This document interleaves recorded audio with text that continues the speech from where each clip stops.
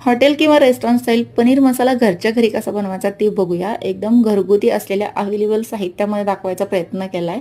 चला बघूया, रेसिपी लास्टपर्यंत बघा म्हणजे सर्व गोष्टी तुमच्या लक्षात येतील. 200 ग्रॅम पनीरचा पीस अशा प्रकारे एका नॉनस्टिक पॅनमध्ये फ्राय करून घेतला, जेणेकरून तो खाली चिपकला नाही पाहिजे. हवं तर तुम्ही हे पीस डीप फ्राय करू शकता किंवा मग असे सुद्धा टाकू शकताय. मसाल्यासाठी घेतले ओलं खोबरं, 2 मिरची, आलं, लसूण आणि कोथिंबीर ओबडधोबड पेस्ट तयार करून घ्यायची आहे.